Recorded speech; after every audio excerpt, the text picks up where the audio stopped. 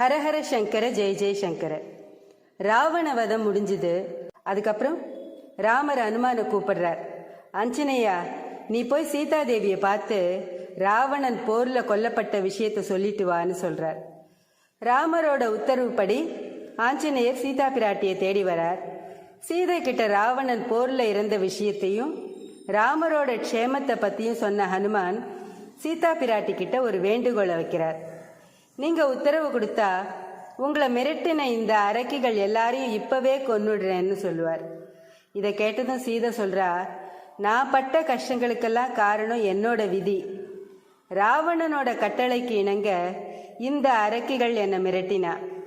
அவனே இப்போ இல்லை, அதனால இனிமை வாழ என்னை மிரட்ட மாட்டா.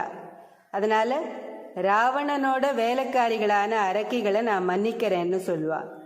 நல்லவர்கள் எப்பவுமே நல்லவர்களா மட்டும்தான் இருக்கணுங்கிறதுக்கு உதாரணமா ஒரு அழகான கதையை அப்போ ஆஞ்சநேயருக்கு சொல்லுவா. ஒரு புலி வேடனை துரத்தித்து புலிக்கு பயந்து ஓடின அந்த வேடன் பக்கத்துல இருந்த ஒரு மரத்து மேலே ஏறினான். அந்த மரத்து மேலே ஒரு கரடி உட்கார்ந்துட்டு இருந்தது.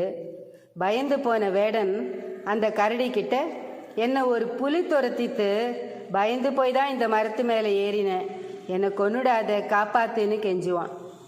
கரடியும் கவலைப்படாத, நான் உன்னை ஒன்றும் பண்ண மாட்டேன் அப்படின்னு வாக்கு கொடுத்துடும். அப்போ மரத்துக்கு கீழே இருந்த புலி கரடி கிட்ட வேடனை கீழே தள்ளுன்னு சொல்லும். ஆனால் கரடி மாட்டேன், என்னை நம்பி வந்திருக்கான், அவனை தள்ள மாட்டேன்னு சொல்லிட்டு தூங்கிடும். அப்போ அந்த வேடனை பார்த்து, இப்போ நீ கரடியை கீழே தள்ளிவிடு, உன்னை நான் ஒன்றும் பண்ணாமல் விட்டுடுறேன்னு புலி சொல்லும். உடனே தூங்கிட்டு இருந்த கரடியை வேடன் கீழே தள்ளி விட்டுடுவான். ஆனால் திடீர்னு முழிச்சின்ற கரடி கீழே விழறிச்சேயே ஒரு மரக்கிளையை பிடிச்சிட்டு தப்பிச்சிடும். இப்போ புலி கரடி கிட்ட, உன்னை தள்ளின வேடனை நீ கீழே தள்ளிவிடுன்னு சொல்லும். அதுக்கு கரடி, தஞ்சம்னு வந்தவனுக்கு நான் கெடுதல் பண்ண மாட்டேன்னு உறுதியாக சொல்லிடும். சரணாகதின்னு வந்தவனை எப்பாடுபட்டாவது காப்பாற்றுவேன் அப்படிங்கிற அருமையான தத்துவம் பாரதத்தோட பாரம்பரியமான தத்துவங்களில் ஒன்று. அப்படிங்கிறதுக்கு இதை விட வேற என்ன எக்ஸாம்பிள் வேணும்? இந்த சரணாகதி தத்துவத்தின் படிதான் விபீஷணனை ராமன் அங்கீகரித்தார். அப்படிங்கிறது தான் நம்ம ராமாயணம். இந்த கதை சீதா பிராட்டி ஆஞ்சநேய சுவாமிக்கு மட்டும் சொல்லலை, நமக்காகவும் சொல்லியிருக்கா.